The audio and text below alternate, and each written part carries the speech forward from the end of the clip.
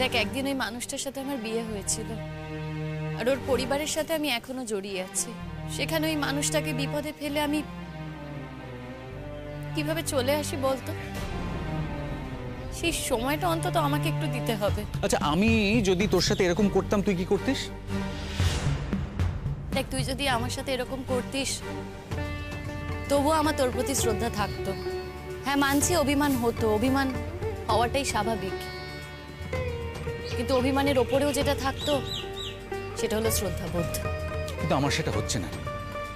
উল্টে আমার এটা মনে হচ্ছে তুই আমাকে এক্সপ্লয়েট করছিস। মানে আমি টেকেন ফর গ্রান্টেড হয়ে গেছি তোর কাছে, তাই আমার কোনো সিচুয়েশনে তোর কিচ্ছু যায় আসে না। তুই ভুল করছিস শতদ্রু। না রে, ভুল যা করেছি আগে করেছি। এই জীবনে প্রথমবার নিজের জন্য ঠিক করার চেষ্টা করছি। তুই রাগ করছিস শতদ্রু। হ্যাঁ, তুই রাগ করতেই পারিস, রাগ করা তোর স্বাভাবিক, কিন্তু প্লিজ আমার অবস্থাটা একটু বোঝার চেষ্টা কর। শিমুল, সারা জীবন আমি তো সেটাই ভেবে এসেছি, তোর অবস্থা, তোর সিচুয়েশন, সেগুলোই তো ভেবে এসেছি। তুই কখনো আমার সিচুয়েশনের কথা ভেবেছিস? দেখ শতদ্রু, তোর তো আমার মতো তো লাইবিলিটি নেই। তুই একটা স্বাধীন মানুষ, তুই ভালো চাকরি করিস, কিন্তু আমার কি আছে বলতো? আমার তো পায়ের তলে মাটি অবধি নেই। কে আছে আমার? বাপের বাড়ির সাপোর্টটা অবধি নেই আমার পাশে। তবে হ্যাঁ, এই পাড়ার সাথে না আমি জড়িয়ে গেছি। সুচরিতা দিয়ে, বিপাশা দিয়ে, শীর্ষা, দেখ এরা এখন আমার কাছের মানুষ। এদেরকে ছেড়ে যে আমি কোথাও চলে যাব, যাবই বা কোথায়? কোনো পিজিতে? তারও তো কোনো উপায় নেই, টাকা পয়সা তো আর নেই আমার কাছে। অবশ্য হ্যাঁ, তুই বলেছিলি আমাকে টাকা দিবি, কিন্তু আমি কি করে বলতো? হ্যাঁ, তা তো বটেই। তুই আমার থেকে টাকা নিবি কি করে? আমার সাথে তো তোর বিয়ে হয়নি। পরাগের সাথে একদিন তোর বিয়ে হয়েছিল, সেই জন্য তোর এক্স হওয়া সত্ত্বেও তুই ওর থেকে টাকা নিতে পারিস। আমিও টাকা নিচ্ছি, তোকে কে বললো? তুই নিজে চাকরি করিস না। হ্যাঁ, মাঝে সাঝে গানের শো করিস, কিন্তু গানে তুই এখনো পুরোপুরি ফ্লারিশ করে উঠতে পারিস না। তাহলে তুই তোর খাওয়ার খরচা, মানে রেগুলার খাওয়ার খরচা তোর শাশুড়িকে, মানে এক্স শাশুড়িকে, তোর যদি মনে থাকে, তোর এক্স শাশুড়িকে দিবি কি করে? বাড়ি ভাড়া দিবি কি করে? আর বিপাশা দিয়েও তো কোনো রোজগার করে না।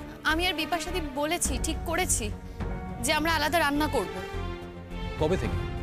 এই ক্রাইসিসটা একটু কেটে গেলে। তার মানে তুই এখন ওদের বাড়িতেই খাচ্ছিস? শতদ্রু, পুতুলদিরা এসেছে, ও বাড়ি রান্না বান্না সবকিছু আমাকেই করতে হচ্ছে। দেখ, পুতুলদির মায়ের পক্ষে তো। প্লিজ শিমুল, তোর এই কীর্তন শুনতে আমার জাস্ট ভালো লাগছে না, বিশ্বাস কর, ভালো লাগছে। অনেক শুনেছি, এনাফ ইজ এনাফ। তোকে শুধু একটা কথা বলবো, জানিস তো, সমস্ত ছেলেকে এত সস্তা মনে করিস না, বিশেষ করে আমাকে তো মনেই করিস না। আমি তোকে সস্তা ভাবি? হ্যাঁ, ভাবছিস। তুই আমাকে সস্তাই ভাবছিস। শিমুল, এটা ভাবিস না আমি একবার বিয়ে ভেঙে দিয়েছি বলে বারবার আমার বিয়ে ভেঙে দেবো। জীবনে সুখী থাকার আমার কোনো অধিকার নেই। আমি তো চাই শতদ্রু তুই জীবনে সুখী হ, কিন্তু আমি চাইনি, আমি মানাতে পারিনি। তুই বিপদের মধ্যে ছিলি, আর তোর ওই সিচুয়েশনে আমার মনে হয়েছিল যে ওই সিচুয়েশনে যদি আমি তোর পাশে না থাকি তাহলে এই ভালোবাসার তো কোনো মানেই নেই।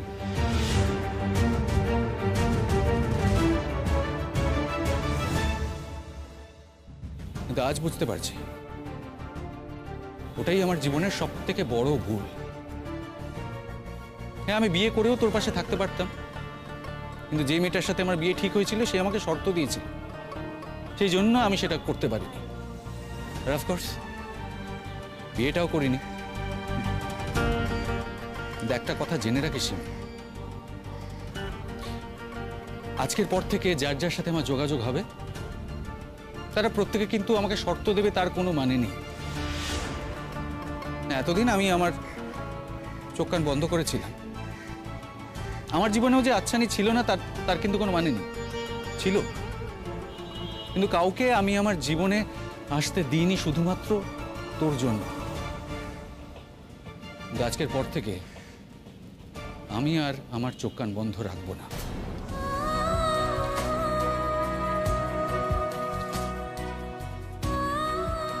তুই জীবনে সুখী হ, আমি তো এটাই চাই রে। না না, তুই কি চাস আমি সেটা জানি না। আমি শুধু এটুকু জানি যে যে মেয়েটাকে আমি ভালোবেসেছিলাম, যে ধারণা নিয়ে ভালোবেসেছিলাম, সেইটা সম্পূর্ণ ভুল। কি ধারণা করেছিলি আর কি দেখলি? না না, আমি ভেবেছিলাম তুই খুব আপরাইট, খুব সৎ। এখন দেখছি আমি অসৎ। না, তুই তো স্বামীর কাছে সৎ, অ্যাবসলিউটলি। কিন্তু শিমুল, আজ তুই আমাকে বুঝিয়ে দিলি ওই যে 7 পাকে বাধার দাম সবসময় থেকে যায়, বিয়ে হচ্ছে জন্ম জন্মান্তরের সম্পর্ক, এরকম লোকে অনেকে অনেকে বিশ্বাস করে, এবং তুইও তাদের মধ্যে একজন।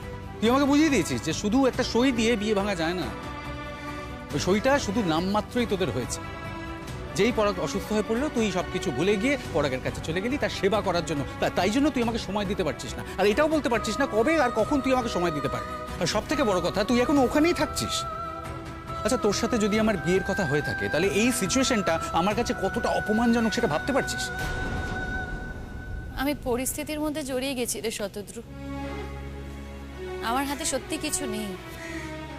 হ্যাঁ, যদি সবটা ভেবে দেখি খুবই খারাপ হয়েছে, কিন্তু বিশ্বাস কর শতদ্রু, আমার কিছু করার নেই রে।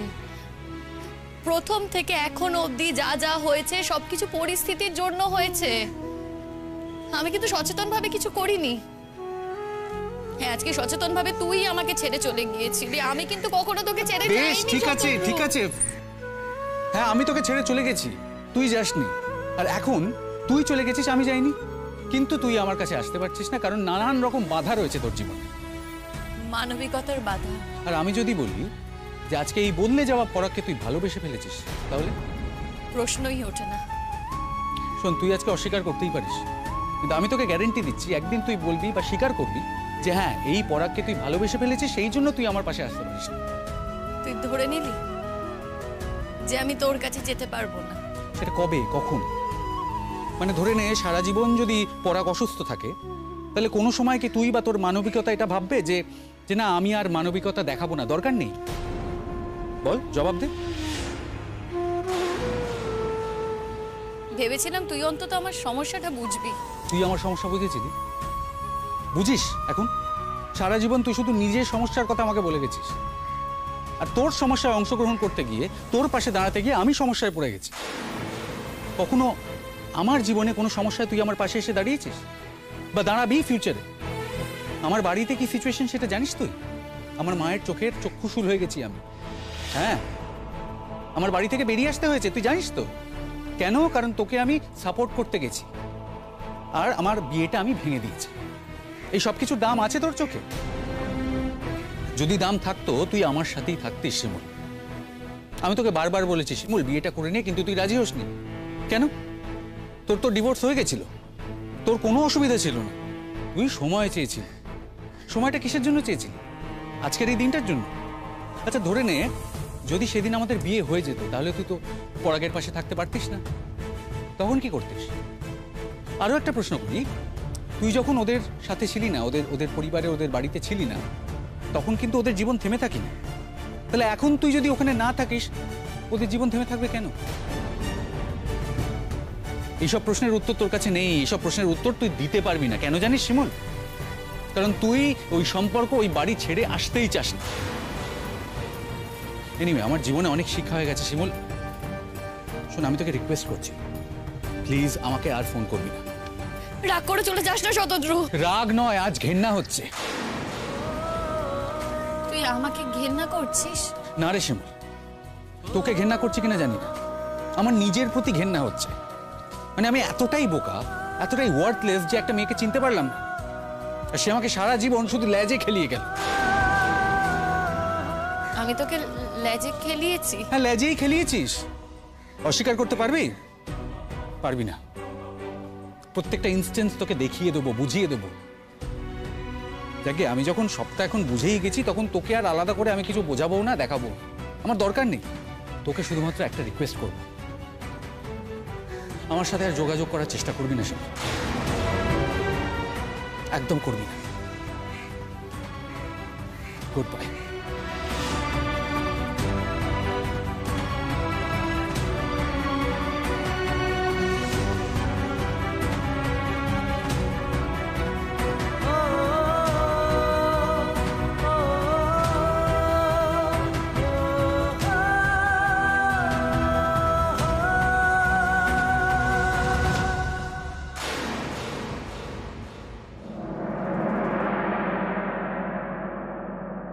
তুই এবার ডিসিশনটা নিয়েই নে শিমুল, কি করবি বল?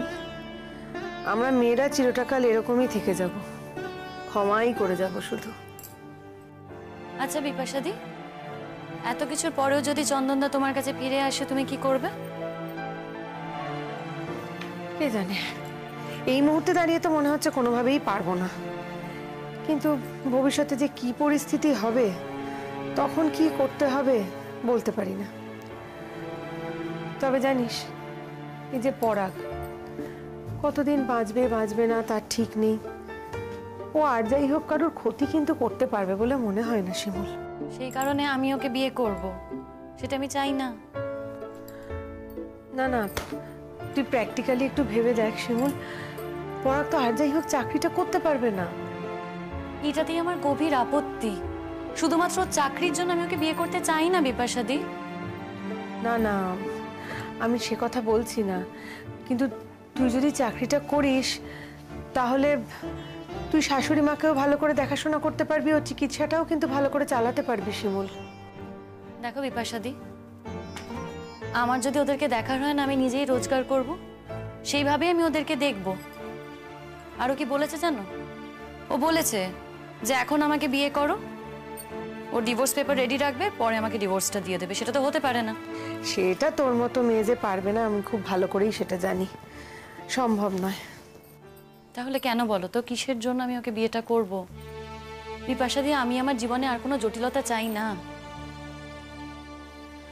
তোর মনে হচ্ছে শিমুল যে এতে করে জটিলতা বাড়বে?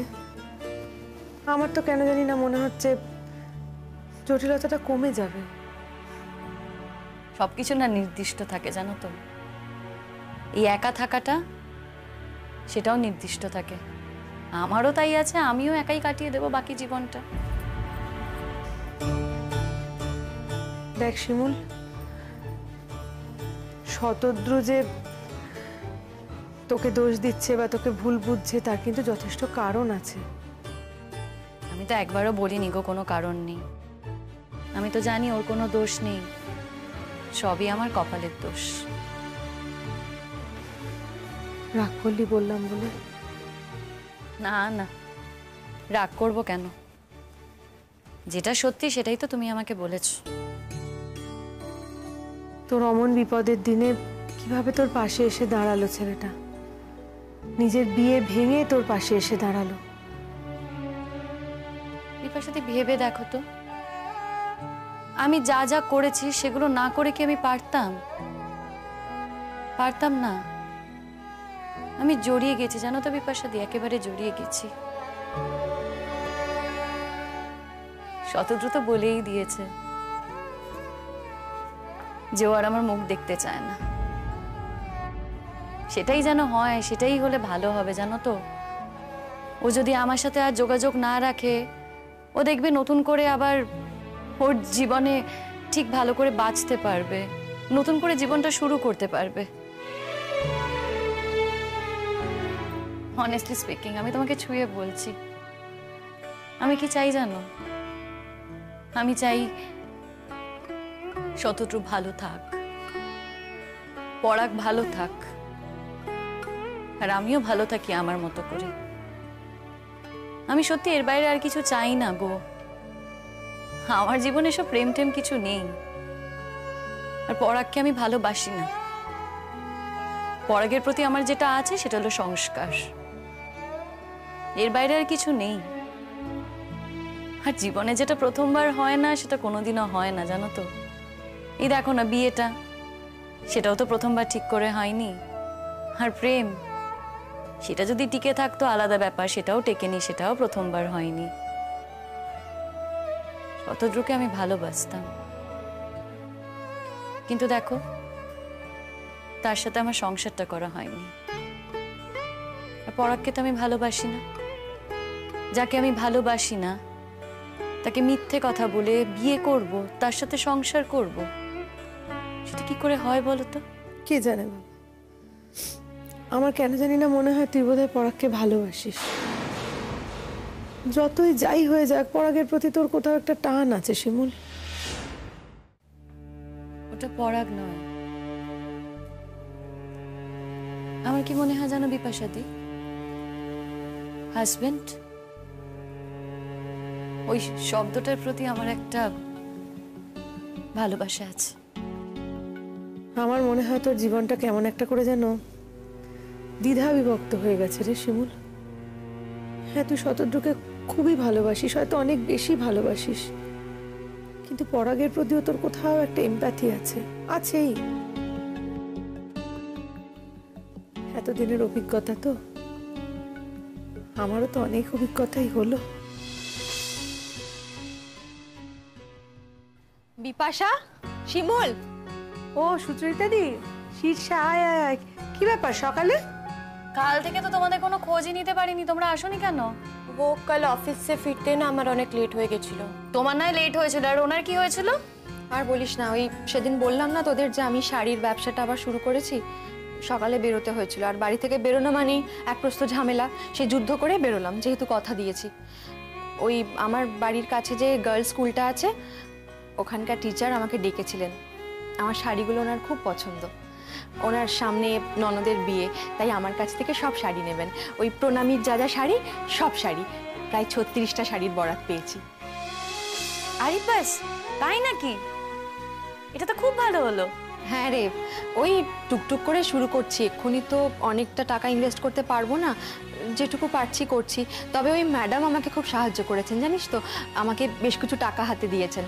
উনি বললেন তো যে আপনি কিভাবে স্ট্রাগল করে মেয়েটাকে মানুষ করছেন, আমরা তো জানি। আগে মেয়েটাকে ভালো করে মানুষ করুন, নিজের পায়ে দাঁড়ান, তারপরে সব টাকা পয়সার কথা ভাববেন। আর উনি যে আমাকে সাহায্য করেছেন সেটা কাউকে বলতেও এখন বারণ করেছেন। ভাব একবার। জানো তো সুচরিতা দি, আমাদের জীবনে অনেক মানুষ আছে যারা আমাদের অনেক ক্ষতি করেছে। এটা যেমন সত্যি, এটাও সত্যি যে অনেক মানুষ আছে যারা আমাদের অনেক সাহায্য করেছে। এই দেখো না, আমারই যখন ওরকম অবস্থা হয়েছিল, তোমরা যদি আমার পাশে না থাকতে, আমার কি হতো বলো তো? কি করে আমি লড়াইটা করতাম? ঠিকই তো, এই তোরা যদি আমার পাশে না থাকতিস, তাহলে আমি বা কি করে লড়াইটা করতাম বল? ইন্দ্রর শোকটা ভুলে জীবনে এগিয়েই বা কি করে যেতাম? সবটাই তোদের জন্য। একটা কাজ করব ভাবছি, যেই রোজগারটা একটু ঠিকঠাক মতো হবে, ওই বাড়িটা ছেড়ে চলে যাব। কখনো না। কেন যাবে? কোথায় যাবে তুমি? ও বাড়িতে থাকার না তোমার অধিকার আছে। অধিকার আছে জানি, কিন্তু দিনের পর দিন যা সহ্য করতে হয়, শুধু আমাকে না, আমার মেয়েটাকে। ওকে যা খারাপ খারাপ কথা বলে, এই পরিবেশে কি একটা বাচ্চা সুস্থভাবে বড় হতে পারবে বলতো? আমি একদমই চাই না যে টুইঙ্কেল এরকম অসুস্থ একটা পরিবেশে বড় হোক। আমি যখন নতুন করে শুরু করেছি, তখন সবটাই নতুন করে শুরু করব। দেখো, তোমার যা ইচ্ছে তুমি তাই করো। দাঁতে দাঁত চেপে আগে বিজনেসটা দাঁড় করাও, তারপর না হয় করো। সেজন্যই তো পড়ে আছি। সুচরিতা দি, बताओ না। তুই বল না। কি গো, কি বলতে চাইছো তোমরা তখন থেকে? ওই তো শীর্ষা বলবে। শীর্ষা, আয়। नहीं नहीं, সুচরিতা দি বেহতর বলতে পারবে। আরে বাবা, আমি বললেও যা বলবো, তুই বললেও তো একই কথা বলবি, বল না। বুঝেছি, চন্দনদা এসেছিল তো তোমাদের কাছে দরবার করতে। বিপাশাদি না কোথাও যাবে না। বিপাশাদির মাথা নত হতে আমি দেব না। ওর মুখের দিকে তাকালে আমার ঘেন্না করে, আমার একেবারেই ঘেন্না করে। ফেরার তো কোনো প্রশ্নই উঠছে না। সত্যি সত্যি যদি সেটা বলতে পারতাম বিপাশা, আমার থেকে খুশি আর কেউ হতো না। এরকম কিছু হয়নি। না চন্দন আমার কাছে এসছে, আর না তোমাকে ফিরিয়ে নিয়ে যাওয়ার কথা বলেছে। চন্দন তো এখন আমাদের জাত শত্রু মনে করে। আমরা যদি এদিকে থাকি, ও ওদিকে চলে যায়। তাহলে কি হয়েছে সেটা বলো।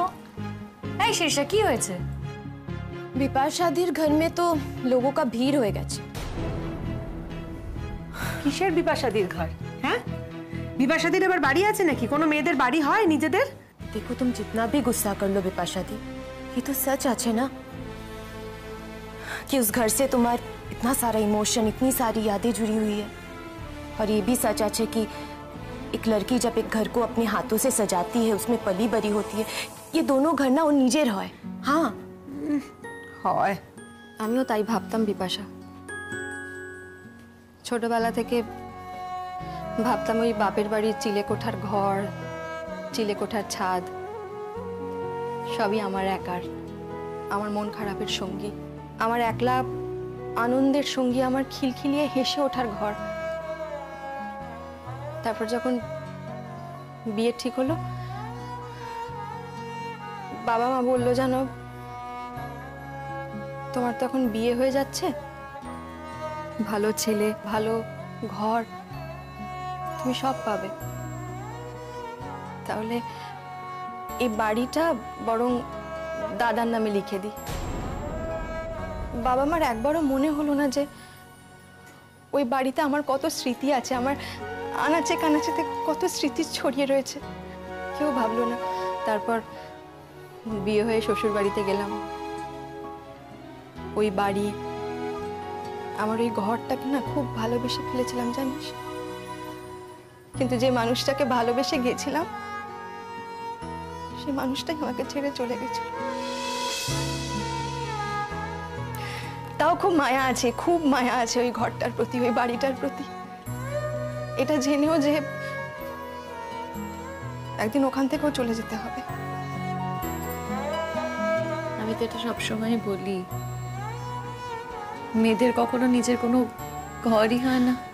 जिस दिन हम लोग अपना घर बना लेंगे ना, उस दिन वो घर हमारे खुद का होबे, अपना होबे। उस दिन भी शायद कोई और आके वहां पे शेयर कर लेगा। এক এক সময় কি মনে হয় জানো, আমাদের জন্মটাই বোধহয় ভুল হয়েছিল। ऐसा क्यों शिमुन? हम लोग किस में कम है? किससे हम लोग का हिम्मत कम है बताओ? देखो शिमुन, समाज में लड़का लोग जितना भी हम लोग को नीचा दिखाए, जितना भी हम लोग को दबाने की कोशिश करे, उतना आसान नहीं है शिमुन। हम लोग के एटा होते देबो। हाँ, সবসময় ছেলেরাই চেপে দেয় না রে, মেয়েরাও মেয়েদের চেপে দেয়। এ আমার কথাই ভাব না, আজকে যদি আমার শাশুড়ি আমার পাশে থাকতেন তাহলে তো আমার জীবনটা অন্যরকম হতো, এই লড়াইটা করতে আমার অনেক সহজ হতো। যাক, বলছি ও সুচরিতা দি, তোমরা যেন কি বলা বলি করছিলে? কি আবার হবে, ননদ তার ফ্যামিলি নিয়ে চলে এসেছে নিশ্চয়ই, এবার আসবে দল বলে এখানে দরবার করতে আমার কাছে। আমি তো আর ঘর থেকে বেরোইনি দুদিন, বেরোতে ইচ্ছেও করছে না, কিচ্ছু ভালো লাগছে না। হ্যাঁ গো, হ্যাঁ রে শিষ্যা, আমার ননদের বাচ্চাগুলোকে পাড়াতে ঘুরতে দেখলি রে? ওদের জন্য বড় মনটা খারাপ হয়। দুটো মামি বলতে অজ্ঞান। কেউ কেউ অজ্ঞান নয়, শুনেছ? চন্দন ওর বউ বাচ্চা দুজনকে নিয়ে এই বাড়িতে এসছে।